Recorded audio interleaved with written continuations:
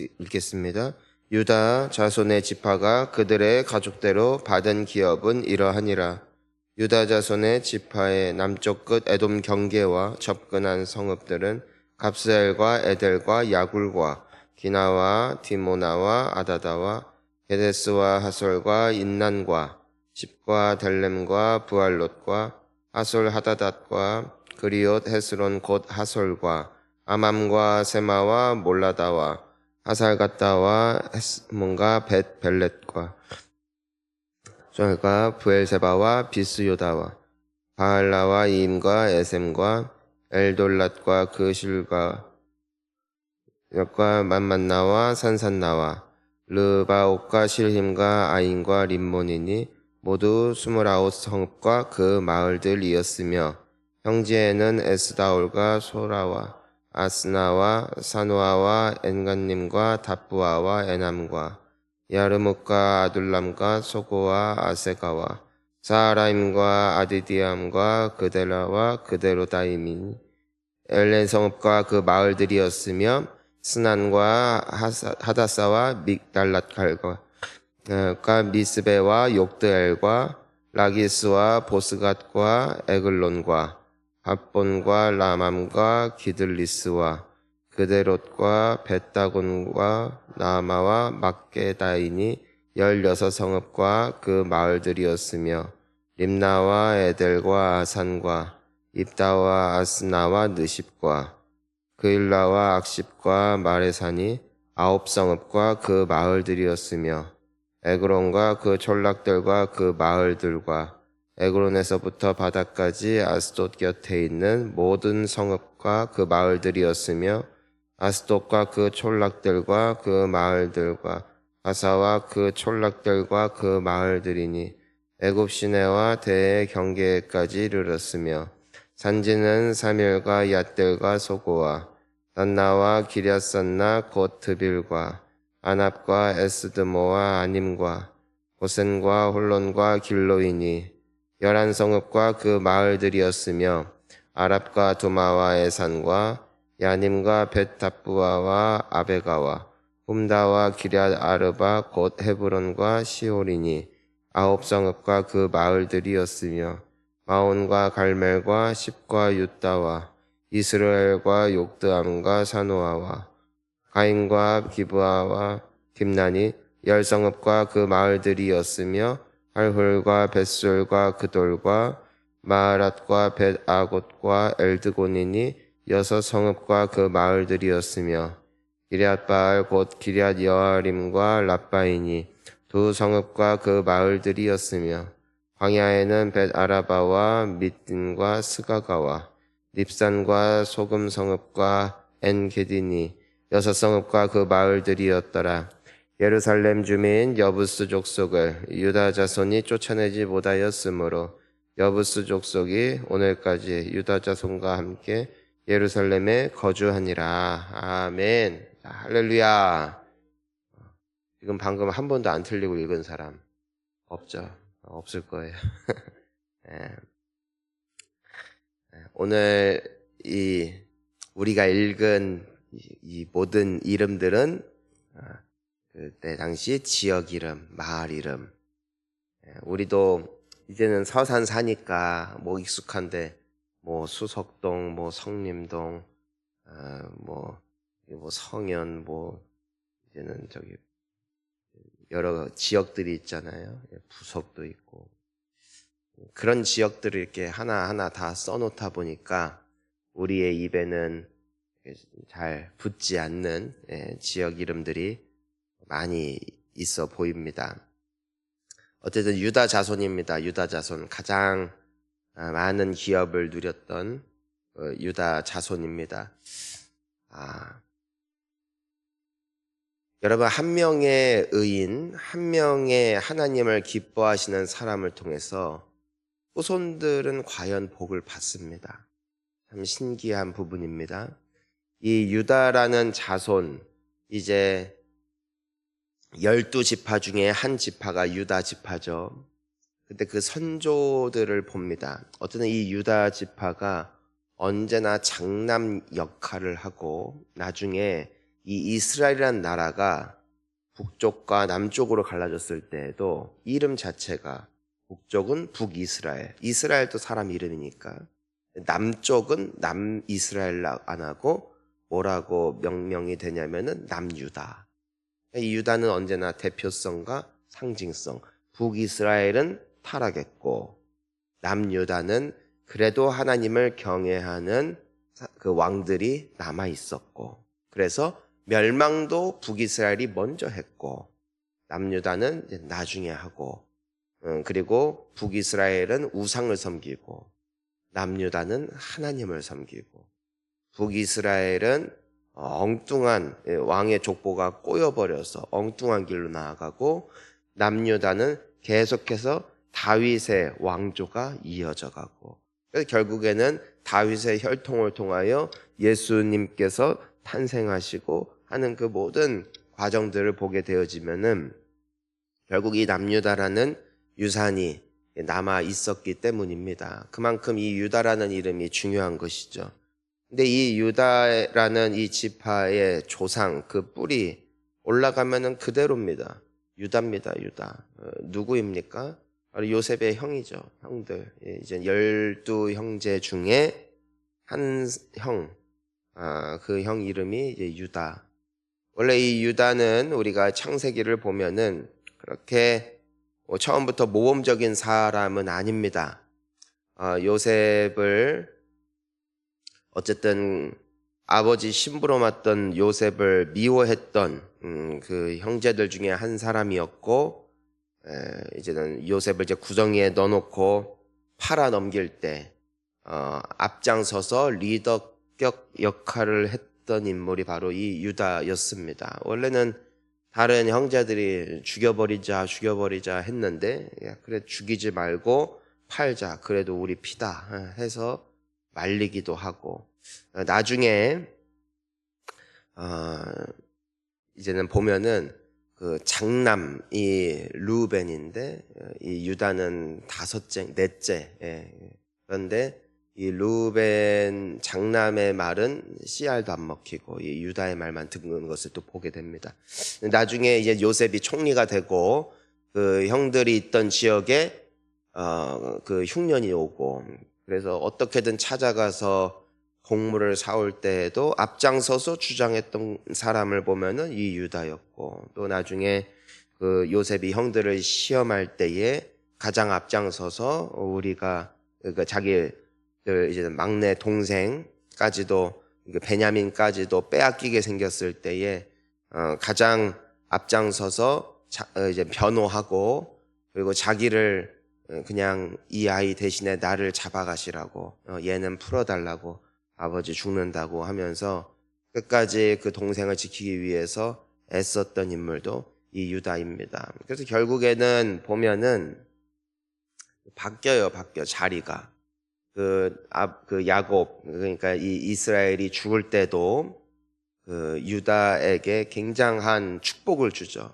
왕의 규가 너의 가문을 떠나지 않을 것이다. 결국에는 유다의 자손으로 오신 분이 이제 예수님이죠. 결국 유다의 지파에서 나오는 인물이 다윗인 것이고, 그러니까 굉장한 인물인 것입니다. 한 사람이 원래는 타락하고 원래는 자기가 가지고 있는 리더십을 통하여서 악한 일을 서슴지 않고 사람들을 통솔하는 그 능력을 통하여서 누군가를 상하게 하고 아프게 하고 자신의 유익을 위해서 살아갈 때에는 그저 그런 인물이었는데, 나중에 시간이 흐르면서 본인이 회개하고 자기가 가지고 있는 그 힘과 능력과 재능을 가지고 화해하고 중재하고 또 하나가 되어지는데 앞장서는 인물이 되어지니까 많은 그 복을 누리게 되는 것을 우리가 볼 수 있는 것입니다. 근데 참 놀라운 것은 이것이 그 한 인물의 죽음과 함께 끝난 것이 아니라 그 귀한 유산이 대대손손 흘러가더라는 것이에요. 그러니까 결국에는 윗물이 맑아야 아랫물도 맑더라. 결국에는 선조가 어떠한 삶을 살았느냐에 따라서 그 후대 또한 받는 복이 다르더라는 것입니다. 우리가 하나님의 약속을 보면은 너희들이 죄를 지으면 3, 4대까지 벌을 받겠거니와 너희들이 나를 경외하고 나의 말씀을 청종한다면 내가 1000대의 복을 베풀 것이다. 하나님이 약속을 하셨죠. 결국에는 이 한 사람이 하나님께 복받을 짓을 해서 그 후손들 유다 지파, 오늘 이 얼마나 지금 이름 지명이 헷갈릴 만큼 큰 땅을 받았어요. 이렇게 많이 받은 거예요. 왜요? 그 선조 때부터 흘러내려온 그 귀한 복이 있었다는 것이죠. 사랑하는 성도님 여러분, 여러분은 꼭 복 받으시기를 바랍니다. 여러분은 꼭 잘 되시기를 바랍니다. 그래서 우리의 당장의 후손과 또 우리 당장 눈에 보이는 상황은 그러해 보이지 않는다 할지라도 하나님의 약속의 말씀처럼 여러분을 통하여 1000대에 이르기까지 여러분들의 후손들이 복을 받기를 축원하는 것입니다. 잘 살아야 되는 것이죠. 자, 그런데 이제 우리가 보면은 여러 가지 이제는 지명들이 나오면서요. 우리 마지막에 그 63절을 보니까 뭐라고 기록되어 있냐면은요. 함께 읽어볼까요? 예루살렘 주민 여부수 족속을 오늘까지 유다 자손과 함께 예루살렘에 거주하니라. 아멘. 자, 그런데 이 유다 자손이 쫓아내지 못한 그 주민들, 그 여부수 족속, 그들을 쫓아내지 못했다. 쫓아내지 못했다. 방금 우리 함께 찬양 불렀잖아요. 찬양. 우리 찬양 보면은 하나님이 허락하신 땅을 차지하려면은 힘써야 된다고. 여러분, 이것이 참 놀라운 진리거든요. 허락하신 새 땅에 들어가려면은 마음의 준비 다하여 힘써 일해야 된다. 그러니까 하나님이 내가 그 땅을 너희에게 줄 것이다. 너희는 거기에 있는 모든 민족들을 쫓아내야 된다. 그러면은 쉬운 일을 하나님이 주시는가? 그렇지 않아요. 거의 불가능해 보이는 목표를 주십니다. 그러니까 일을 주실 때 만만한 일, 하나님의 도움 없어도 할 수 있는 일, 기도하지 않아도 할 수 있는 일을 하나님은 한 번도 주신 적이 없어요. 죽을 힘을 다하여 하나님께 기도하고 죽을 힘을 다하여 땀을 흘릴 때 비로소 하나님의 말씀을 우리는 순종할 수가 있습니다. 이번에도 전도할 때도 죽을 힘을 다해서 한 거지 그냥 된 건 아니죠. 최종적으로는 한 1200명 왔는데 또 이들을 잡는 거, 정착시키는 거 어떻게 해야 되느냐? 죽을 힘을 다해야 됩니다. 죽을 힘을 다해야 됩니다. 아직까지는 유효합니다. 이제 6주밖에 안 됐기 때문에 한 번 왔다가 안 온 사람도 아직 유효한 사람이 있습니다. 힘써 일해야 그들을 잡는 것이지 아무것도 안 하고 붙어있기를 바라는 것은 어불성설이다. 간혹 그런 말을 해요. 전도한 사람들이 얼만큼 남을지 모르겠어요. 맞아요. 아무것도 안 하잖아요. 한 명도 안 남아요. 아무것도 안 하잖아요. 그냥 이벤트로 끝나요. 언제 남아요? 죽어라 헌신해야 남아요. 죽어라 만나줘야 돼요. 죽어라 오면은 환영해줘야 돼요. 그분들의 필요를 또한 채워줘야 돼요. 교회에 올 수 있도록 연락을 해줘야 돼요.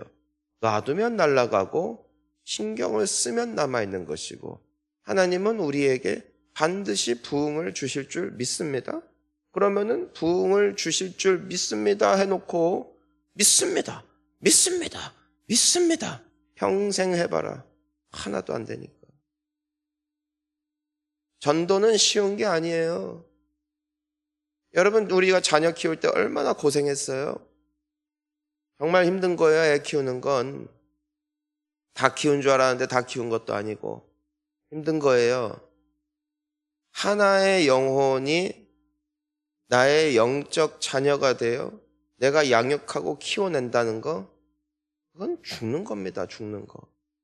엄마가 아이를 위하여 삶을, 그 젊음을 그냥 갖다 바치는 거예요. 그러니까 아이들이 존재하는 것이지. 자기 할 거 다 하고 살 거 다 살면서 애기 못 키웁니다. 절대로 못 키웁니다. 어쩔 수가 없는 겁니다. 그래서 교회 부흥은 함부로 말하는 게 아닙니다. 부흥하고 싶으면은 죽어라 뛸 생각을 해야지. 부흥될 줄 믿습니다. 해놓고선 책임은 딴 사람들한테 넘기고 왜 안 했어요? 왜 안 했어요? 이제 목사님의 뭐 능력이 어떻고 또 저기 장로님들의 어떤 이런 행정적인 부분이 어쩌고 뭐 안수 집사님들이 어쩌고 계속해서 남 핑계만 대지 되는 것이 하나도 없는 이유는요. 하나님께서 언제나 우리에게 꿈을 주시는 그 비전은요. 힘써 일할 때 성취되기 때문입니다. 그러니까 이 유다 자손들은 이 족속들, 여부스 족속을 쫓아낼 수 있는 힘이 있었을까? 네. 왜요? 하나님이 쫓아내라고 하셨고 하나님이 하라고 하실 때는 절대로 불가능한 일을 우리에게 주지 않으십니다. 설령 우리가 보기에 너무나 큰 적들이 있다 할지라도 말입니다. 하나님은 능히 넘어갈 힘 주시는 분이신 줄을 믿으시기를 바랍니다. 왜냐하면은 그래서 이 이스라엘 백성들은 너무너무 지혜로웠어요. 12명의 정탐꾼들이 갔을 때도 현실적으로 불가능한 거예요. 불가능한 거. 그러니까 우린 못한다 한 거죠. 하나님은 왜 할 수 있다라고 하신 것입니까? 내가 함께 할 테니까. 내가 도와줄 거다.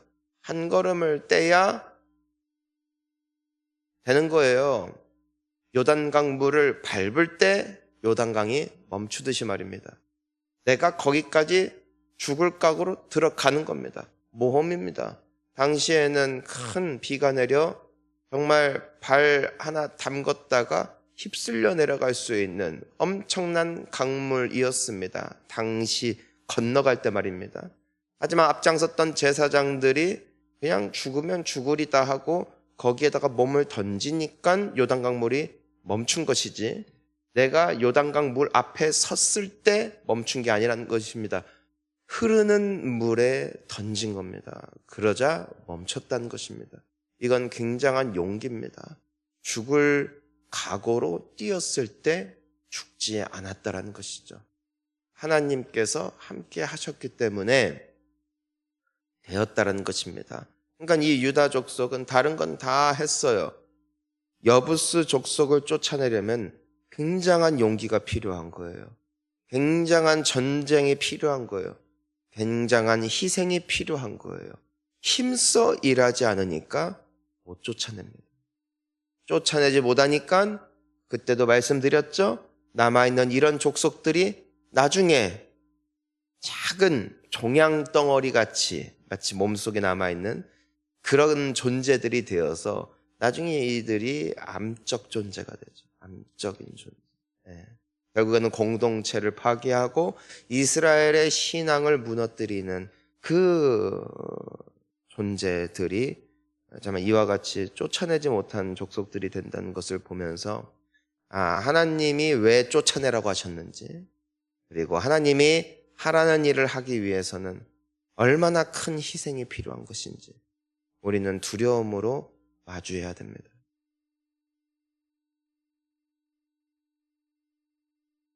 이쯤 돼서 여러분들에게 묻겠습니다. 여러분들은 정말 하나님의 말씀을 따라가고 싶으십니까? 그러면 죽어야 됩니다. 편할 수가 없습니다. 여러분 부흥하기를 원하십니까? 여러분 새로운 분들이 다 정착했으면 좋겠습니까? 그럼 여러분 이젠 잠자면 안 됩니다. 여러분 주중 예배든 주일 예배든 여러분 이젠 가리면 안 됩니다. 내가 차량 운행을 일주일에 한 번을 하건 두 번 하건 그딴 것도 다 치워야 됩니다. 내가 매일 하겠습니다라는 마음을 먹지 않으면 새로 오는 사람들을 우리는 품을 수가 없습니다. 여러분에게 있는 목장 식구들만 이젠 챙기면 안 됩니다. 여러분은 그렇다면 새 가족들을 챙겨야 됩니다. 그러면 배나 일해야 됩니다. 3배, 4배 일해야 됩니다. 다시 여쭙겠습니다. 부흥하기를 원하십니까?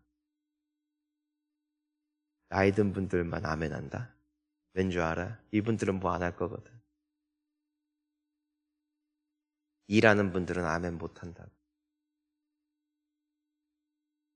하려면 하고 말라면 마는 거예요. 하지만 하면 하나님이 함께 하십니다. 할 수 있는 힘을 주십니다. 지난 40일도 그러했고 앞으로도 그러할 줄 믿습니다. 그러니 우리 주님 붙잡고 담대하게 나아가 하나님이 우리에게 주고자 하시는 축복을 다 쟁취하는 우리가 될 수 있기를 예수님 이름으로 축복합니다. 기도하십시다.